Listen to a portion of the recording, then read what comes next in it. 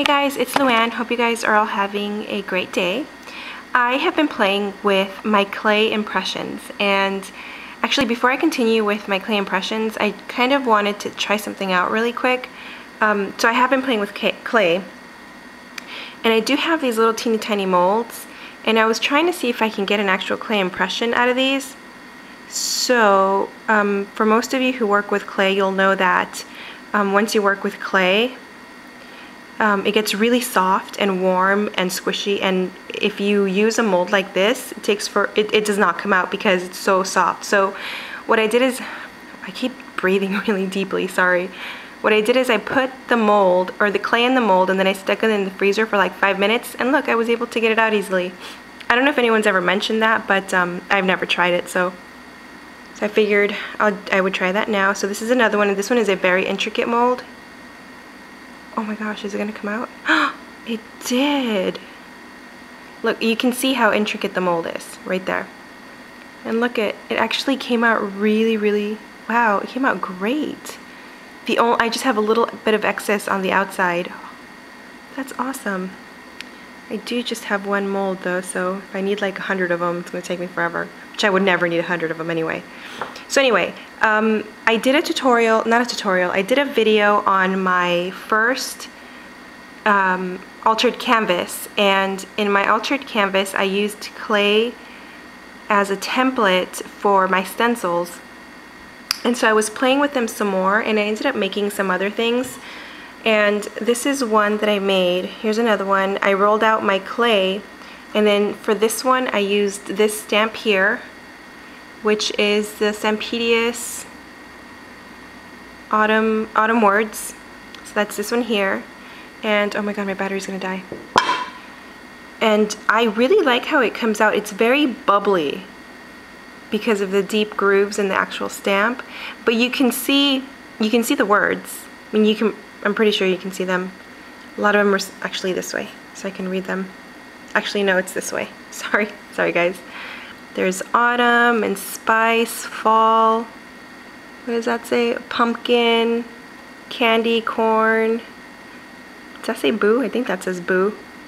Anyway, I really like this new idea, and I specifically like it for canvases. I think it would look really great as like a texture accent.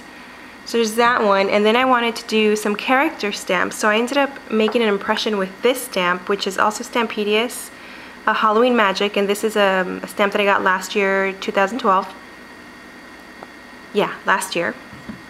And that is this one here. Look at how pretty it looks. The only thing that looks a little off are the eyes. You can kind of see the actual detail on it, but it's very light.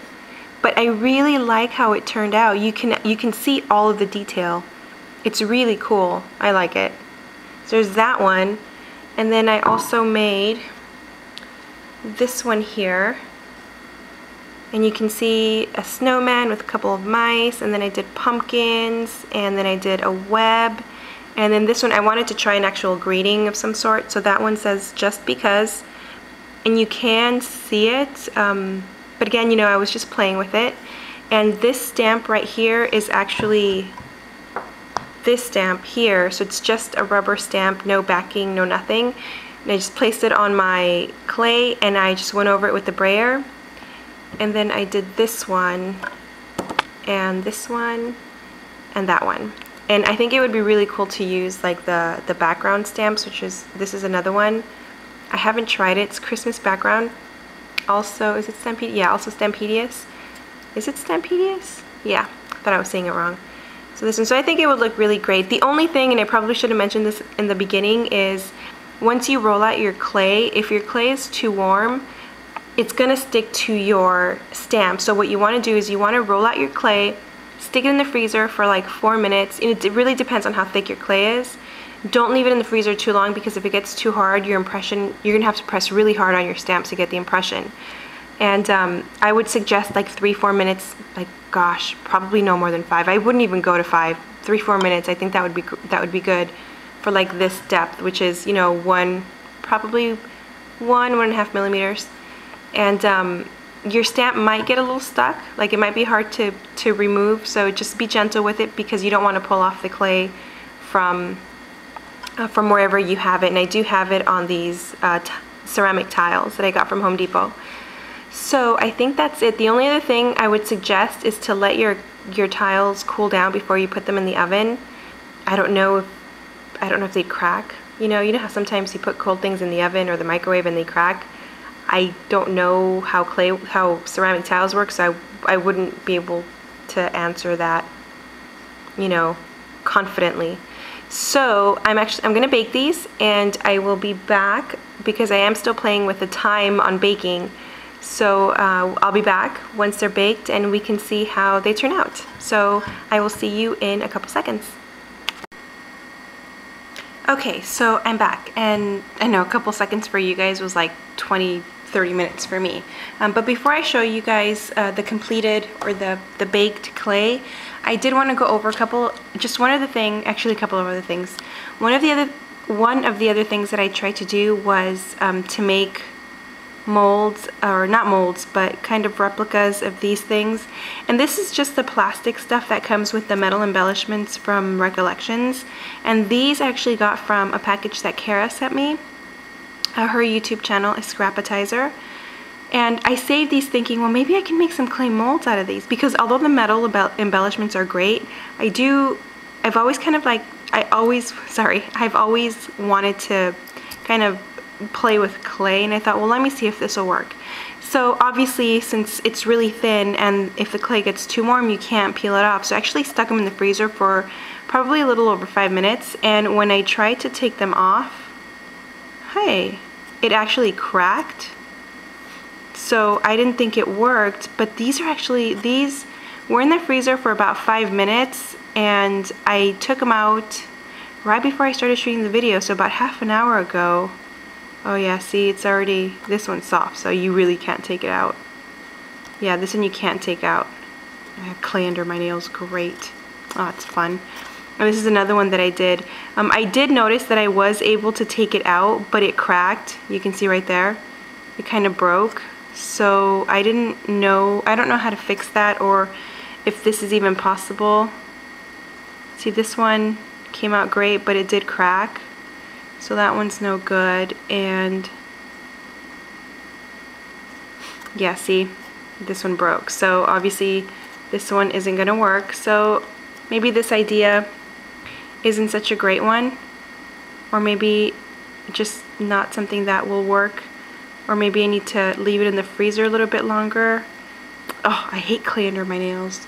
Okay, so the other thing that I wanted to go over before I showed you my baked clay is these are the pieces that I did. These are my first pieces that I was playing with that gave me the idea to do this. And I do want to mention, if you make something that's this intricate, like this is a really, not intricate, but it's very repetitive, the design, because it's the chicken wire, it will tend to break off in little pieces. So when you peel it off of your tile or wherever you're baking it from, just be really careful and stick something underneath it, like I wouldn't use a spatula because I don't know what the clay versus food thing is, if it's good or not good or okay. So I would use like a scrap spatula or craft spatula or something, or just a piece of like thin cardboard to just go underneath or in between the clay and your tile to just peel it off. And this is the script one that I did, and then the brick one. And the way that I did these was I just did the same thing. I rolled out my clay on my tile piece, and then I put my stencil on top of it and went over the stencil with the brayer, and then just peeled off my stencil. Okay, so these are the pieces that I just baked, and this piece right here I baked for 10 minutes, and I was able to just peel it off. And I actually lied, it's a little bit thicker than a millimeter, definitely. It's about 2, maybe 3 millimeters. But this is the one that I did, and it's very bendy. See, you can bend it. And for this one, I totally went really deep with my impression, because you can kind of see here that it thins out as you get to the edge. So if I wanted to, you can cut this out, or you can just break it off like that and then use it. Just make sure you don't have any bubbles when you bake it, because that will come out. But see, you can tell right there, I don't know if you can tell in the video, that there's a hole right where the leaves, the stem is, because I pressed with my stamp too deep or too hard. So there's that. So this is my image. I really like it, and it's pretty bendy. So I think you can actually even use this on a scrapbook layout or a card. It's probably too thick for a card, but I might actually do them thinner. I think these here are thinner. So there's this one, and then these are the little pieces that I did, and I do have excess clay here, so I can just take that off with a nail file. And here's the little one. So these I actually baked 15 minutes, and these I also baked 15 minutes. So this is the other one. This is the, oh my god, is it Halloween Magic? This one, I really, really love this one. The only thing is then on the hat, I had a little bit of ink on there, and I didn't know. So it did transfer onto the clay, and then, I don't know what that is.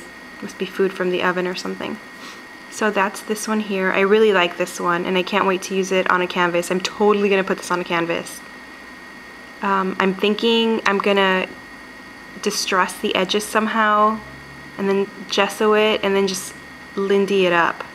That would be really cool, I think.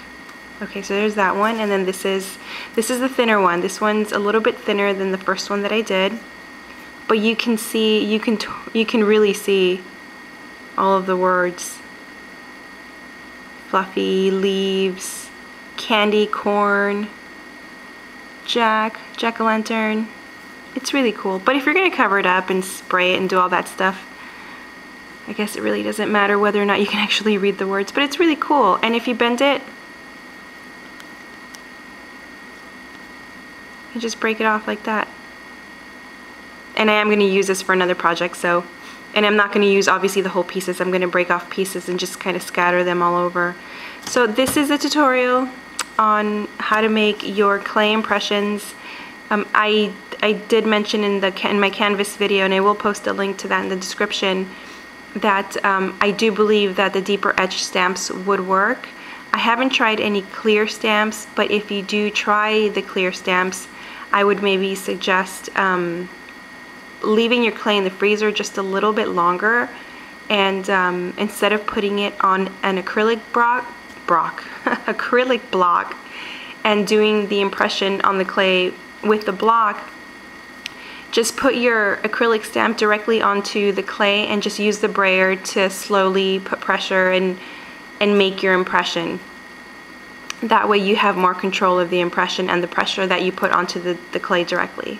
So thank you guys so much for watching. I hope you guys find this useful, and please, if you guys use this technique or make anything, please let me know, because I would really, really love to see if anybody else is using this technique.